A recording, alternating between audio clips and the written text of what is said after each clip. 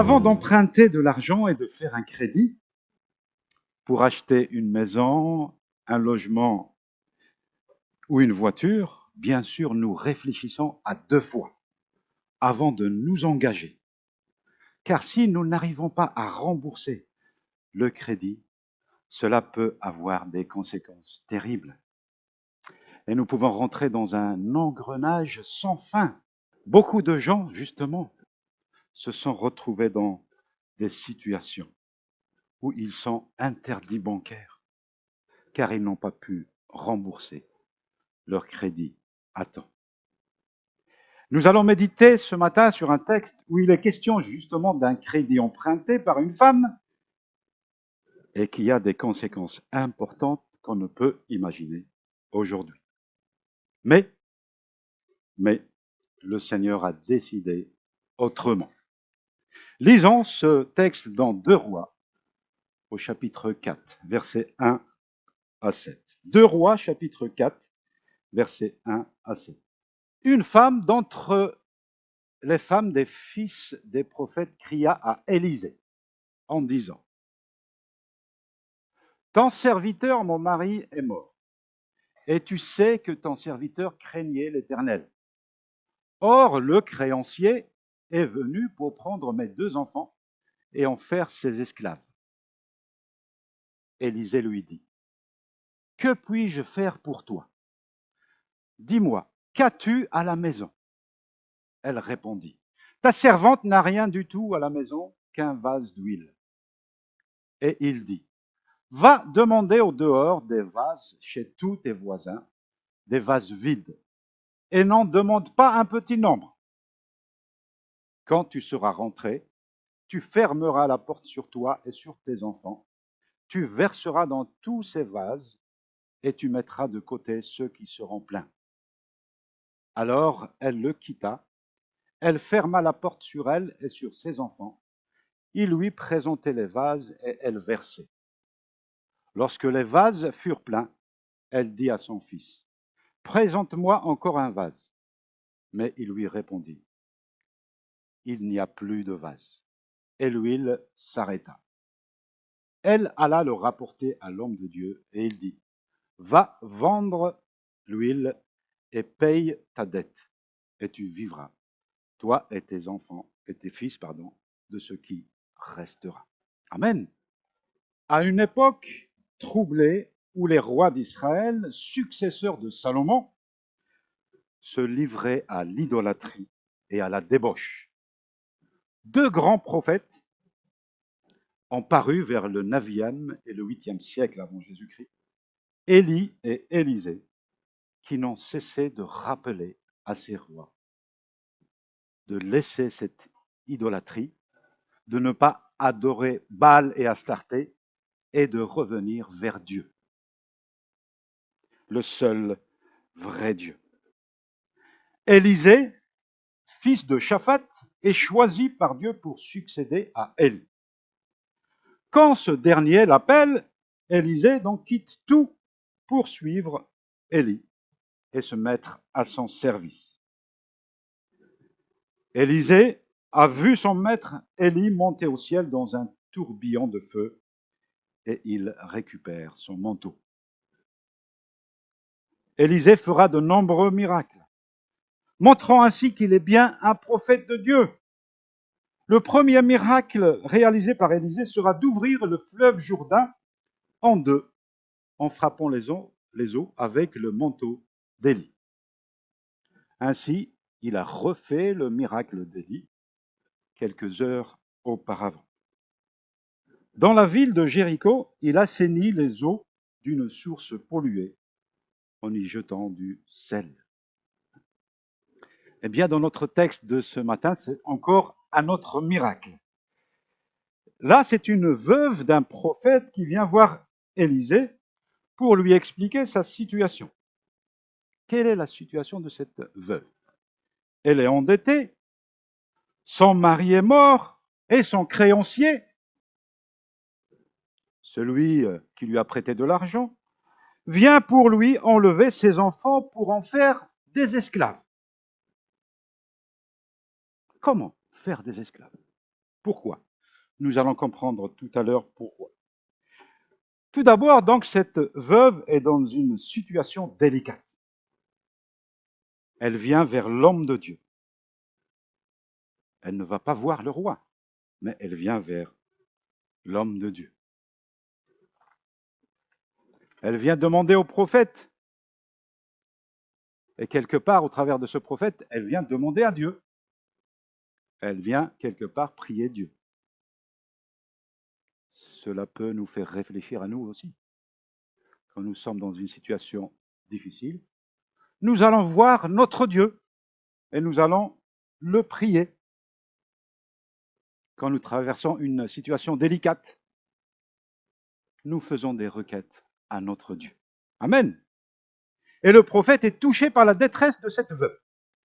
Une situation dramatique qu'il faut comprendre à la lumière de la coutume de l'époque. Donc, à l'époque, les gens se tournent vers des particuliers pour obtenir des prêts. Il n'y avait pas vraiment d'institution bancaire comme aujourd'hui. Des hommes riches qui prêtent aux pauvres. Non pas pour développer des entreprises ou avoir un style de vie plus confortable, non, mais simplement pour survivre. Simplement pour survivre. En raison d'une sécheresse, de mauvaises récoltes, en raison d'une maladie qui frappe la famille, d'une blessure ou d'autres malheurs. Et les taux d'intérêt à l'époque, donc dans le royaume d'Israël, n'existaient pas. Il n'y avait pas de taux d'intérêt. Il fallait simplement rembourser l'argent. Pourquoi? Parce que la loi de Moïse interdit les intérêts. Il n'est pas juste qu'un membre de la famille de Dieu exploite et profite financièrement du malheur de son frère israélite. L'obligation est plutôt de venir à son aide. Donc en Israël, on prêtait de l'argent sans intérêt. Regardons ce texte dans Lévitique 25. Si ton frère devient pauvre près de toi et que les ressources lui manquent, tu le soutiendras, même s'il est immigrant ou résident temporaire, afin qu'il vive avec toi. Tu ne tireras de lui ni intérêt ni usure. Tu craindras ton Dieu et ton frère vivra avec toi. Tu ne lui prêteras pas ton argent à intérêt et tu ne lui prêteras pas ta nourriture à usure. Amen. C'est la parole de Dieu. Et s'il y avait des difficultés pour rembourser, eh bien dans ce cas-là, que fait le créancier? Il pourrait exiger, en guise de remboursement, l'asservissement du débiteur ou de ses membres comme esclaves. Parce qu'on ne pouvait pas payer cette dette, eh bien, on sera esclave à celui qui nous a prêté de l'argent. Une pratique bien inhumaine qu'on ne peut comprendre aujourd'hui, mais qui existait à l'époque. Lisons ce texte, Exode 21, de 2 à 6. Lorsque tu achèteras un esclave hébreu, ou bien dans le sens quand tu prêtes de l'argent et que finalement on ne peut pas te rembourser, il servira 6 années. 6 années. Mais la 7e année, il sortira libre sans rien payer. S'il est entré seul, il sortira seul. S'il avait une femme, sa femme sortira avec lui. Si c'est son maître qui lui a donné une femme et qui lui ait enfanté des fils ou des filles, la femme et ses enfants seront à son maître et lui sortira seul.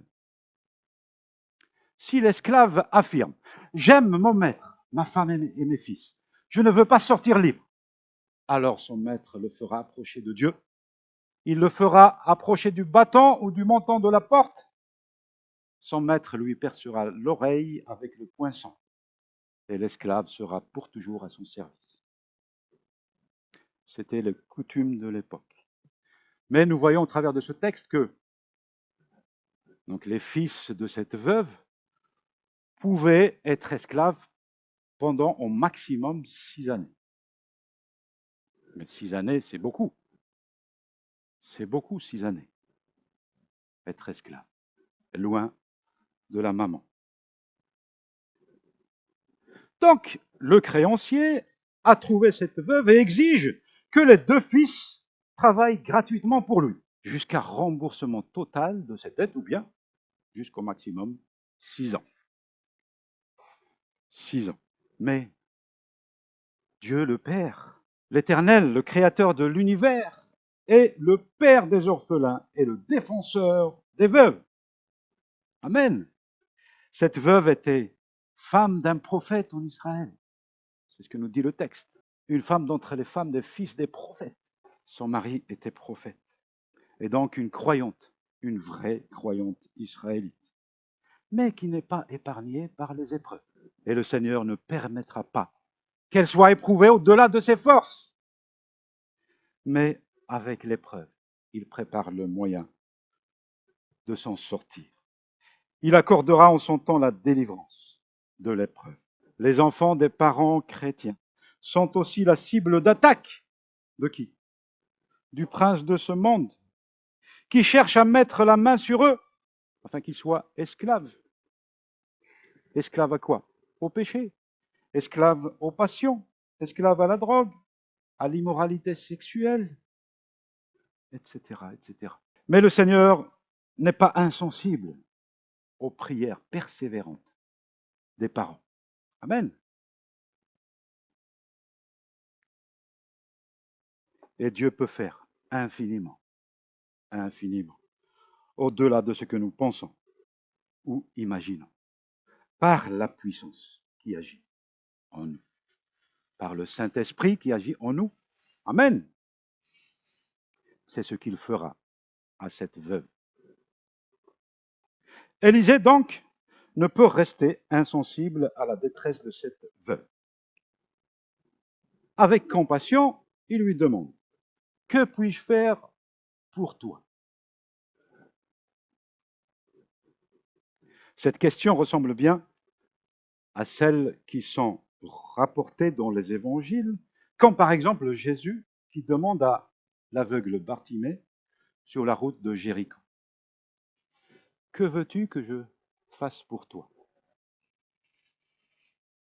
Et comme Jésus a attendu que Bartimée lui réponde, ou bien d'autres situations où il y a d'autres aveugles, des boiteux qui lui racontent leur misère, pareil, ici dans notre cas, Élisée a écouté cette veuve, lui exposant ses problèmes insolubles pour elle. Elle vient de perdre son mari. Elle est très endettée. Elle vit dans la crainte de perdre ses 2 fils. Quelle situation terrible, terrible pour cette veuve. Élisée, dans sa réaction, quand il a entendu sa situation, n'est pas parti faire une quête d'argent dans la place publique pour cette veuve. Il n'est pas parti non plus voir le roi d'Israël pour soumettre la situation de cette veuve et lui demander de l'aide. De toute façon, les rois d'Israël à l'époque, il s'agit bien sûr du roi Akab et de son fils Joram, ils étaient idolâtres, corrompus, et ils se méfiaient d'Élie et d'Élisée.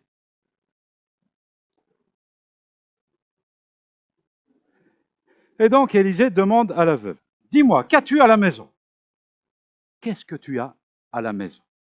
Elle répondit, « Ta servante n'a rien du tout à la maison qu'un vase d'huile. » « Je n'ai rien qu'un vase d'huile. » Mes bien-aimés, le Seigneur ne se manifeste pas avec ce que nous n'avons pas, mais il utilise ce que nous avons. Amen. Le Seigneur nous a équipés pour le servir. Amen. Et pour servir son Église. Amen. Rien qu'un vase d'huile, dit la veuve. 5 pains et 2 poissons, disait André à Jésus, juste avant que le Seigneur multiplie le pain. et les poissons, quelque part en Galilée. André, d'ailleurs, avait ajouté à Jésus ceci. Mais qu'est-ce que 5 pains et 2 poissons pour tant de gens, pour 5000 personnes?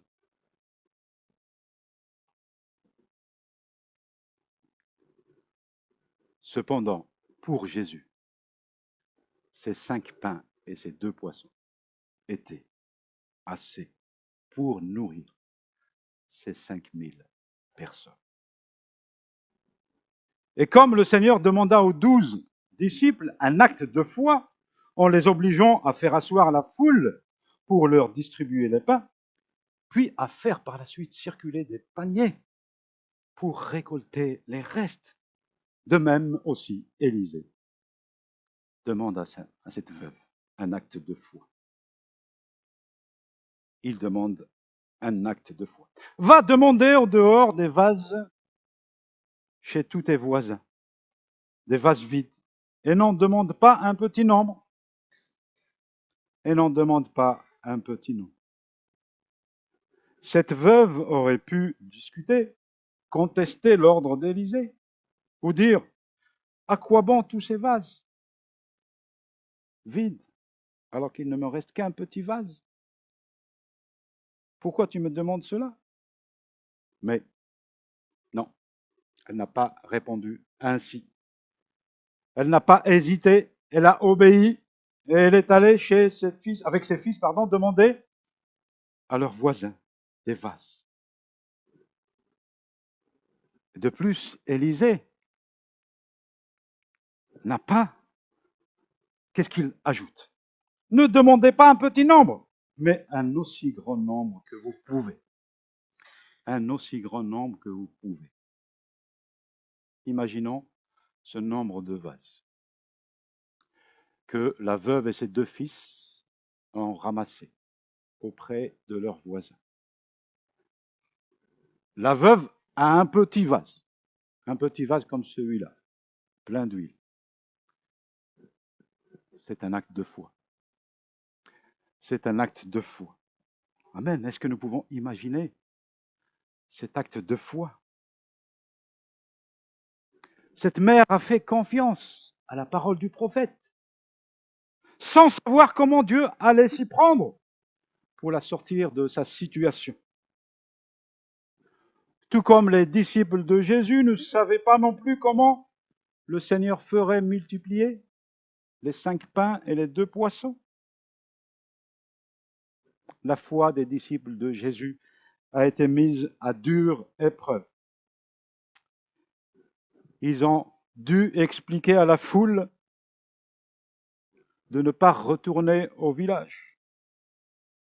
Mais par contre, il fallait s'asseoir par rangée de 50 et de 100, nous dit Marc au chapitre 6.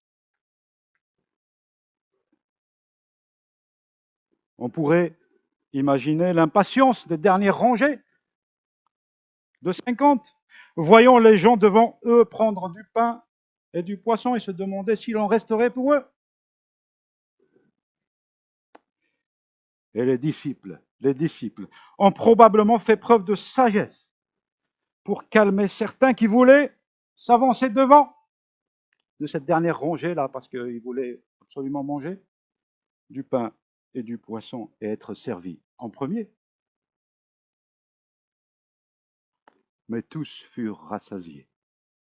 Et il y avait même des restes. Amen. Mais revenons à notre veuve, qui se pose toutes sortes de questions en elle-même en alignant ces vases. Elle a mis à la disposition de Dieu tout ce qui lui reste, puis a emprunté un grand nombre de vases avant de s'enfermer dans sa maison en obéissant à Élisée, qui lui a dit, « Quand tu seras rentré, tu fermeras la porte sur toi et sur tes enfants. Tu verseras dans tous ces vases et tu mettras de côté ceux qui seront pleins. » Mais bien aimés, certaines interventions divines, certains miracles ne se produisent pas en public. mais seulement dans l'intimité du lieu secret, la chambre secrète où nous allons pour prier, être cœur à cœur avec Dieu, être seul avec notre Seigneur et de revenir vers lui avec la même requête, avec les mêmes prières. C'est là que se produit parfois le miracle de Dieu. Le Seigneur nous travaille, il nous fait grandir dans sa relation, dans la connaissance de Jésus, dans ce lieu secret. C'est là le miracle de Dieu. Combien de fois nous ne comprenons pas ses voies? Quand nous le prions, nous revenons à ce lieu secret. Le Seigneur nous montre, nous fait comprendre ses voies. Il nous fait comprendre son plan. Alors, ne limitons pas. Ne limitons pas sa puissance par notre manque de foi. Oh, quelle scène magnifique dans cette humble maison de cette veuve. Les deux fils menacés d'esclavage sont là. Ils présentent des vases à leur mère, qui a pris entre ses mains son vase d'huile. Elle verse sur le premier vase et il est rempli. Il y a encore de l'huile. Vite, un deuxième vase. Nouveau miracle. Vite, un troisième vase. Un quatrième. Et l'huile coule toujours. Le texte biblique nous dit, il lui présentait tous les vases et ils furent tous remplis jusqu'au dernier. Et puis, l'huile s'arrêta. Je suis convaincu que s'il y avait encore des vases vides, ils seraient remplis aussi. Amen. La foi de cette veuve se mesure au nombre de vases qu'elle a rassemblés en réponse aux instructions du prophète de l'Éternel. L'homme de Dieu a suscité la foi qui a mis en action cette veuve et ses fils. Et cette veuve, émerveillée par l'ampleur du miracle, s'est empressée de raconter à l'homme de Dieu ce miracle. Et Élisée l'engage à vendre l'huile sans attendre et à payer ses dettes. Amen. Cette veuve a payé ses dettes. Le créancier est satisfait. Et les fils restent dans la maison. Amen. Et puis aussi, quel témoignage de cette femme devant ce créancier qui s'est dit, mais comment elle a fait cette femme? Comment elle a fait? Quel témoignage devant ce créancier aussi. Et même le prophète a assuré à cette veuve qu'il va encore y avoir du reste après avoir vendu et payé les dettes. Il lui reste encore de l'argent pour pouvoir vivre, elle et ses deux fils. Amen.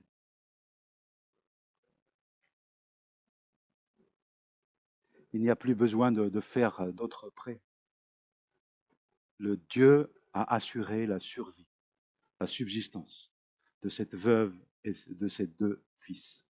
Amen. Dieu pourvoit aux besoins de ses enfants. Et combien de croyants à travers les siècles ont découvert la grandeur de Dieu à travers ce récit? Combien d'autres ont même expérimenté cette puissance de Dieu dans leur vie?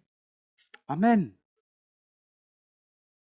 Mes bien-aimés, reconnaissant que nous limitons parfois la puissance de Dieu, alors que ses ressources sont inépuisables.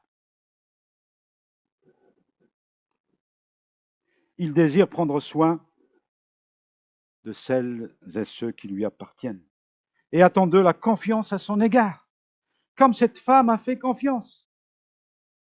Nous l'avons chanté ce matin, nous l'avons prié. Faisons confiance à notre Dieu. il pourvoit. Notre Dieu tient ses promesses. Il tient sa parole.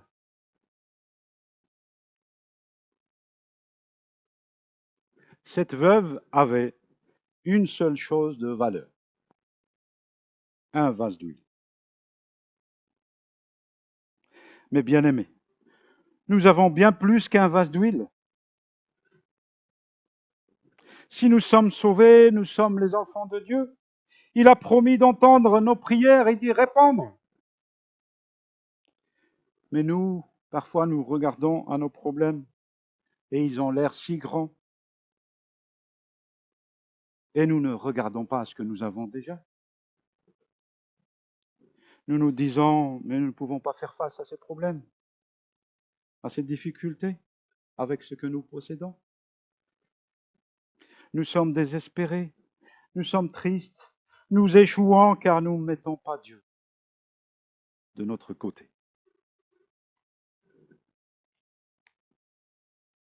Le Seigneur nous place dans des situations où notre foi doit augmenter. Amen. Elle doit être élargie. Amen. Dieu a fait ce qu'il a promis à cette veuve. Il a tenu parole. Amen. Dieu tient également parole pour nous. Nous sommes ses enfants. Est-ce que nous y croyons ce matin? Amen. C'est la foi que le Seigneur nous demande ce matin. Amen. Croyons-nous que le Seigneur peut faire au-delà de ce que nous espérons? Il pourvoit, à nos besoins. Il l'a promis. Nous sommes ses enfants. Avec le peu de ressources que nous avons, il multipliera. Amen. Il a promis de prendre soin de son Église. Amen. Nous sommes l'Église du Seigneur, ici à Cambrai. C'est son épouse. Il s'est sacrifié pour elle. Il a donné sa vie pour son Église. Alors, il pourvoira aux besoins de son Église. Amen. Alors, Église de Dieu, communauté baptiste de Cambrai, ne promène pas de regard inquiet. Ne sois pas triste. Reste dans la joie de ton maître. Il y a eu peut-être des moments difficiles dans le passé, des moments douloureux pour certains. Mais le Seigneur a promis qu'il se chargera de guérir les cœurs blessés et ceux qui ont l'esprit dans l'abattement. Nous l'avons prié ce matin. Le Seigneur est là pour guérir les cœurs blessés, pour remplir les cœurs vides avec les dons spirituels des uns et des autres. Le Seigneur fructifiera. Il multipliera les dons que nous avons pour l'édification de son Église. Nous avons tous reçu, mes bien-aimés, un ou plusieurs dons pour l'encouragement et l'édification du corps de Christ. À l'un, le don d'annoncer la bonne nouvelle. À un autre, le don d'encouragement. À un autre, le don de prophétie. À un autre, le don d'enseignement. À un autre, le don de parler en langue. À un autre, le don de guérison. Le don d'intercession. Le don d'exhortation, etc. Eh bien, le Seigneur va multiplier ces dons. Il va élargir notre foi. Il va l'augmenter. Et il nous fera rentrer dans une nouvelle vision. Et notre foi se mettra en action. Et son Église continuera d'apporter son témoignage d'amour. Son Église continuera de briller dans la cité. Amen. Avec le peu de dons, avec le peu de moyens que nous avons, le Seigneur multipliera les dons. Il multipliera les moyens. Mes bien-aimés, la parole de Dieu nous encourage ce matin. Elle nous invite à mettre notre foi en action et à faire confiance à notre Seigneur. Et en tant qu'Église, nous sommes épouses du Seigneur. Nous sommes l'épouse du roi de l'univers. Nous ne sommes pas une épouse veuve. Non. Notre Seigneur est vivant.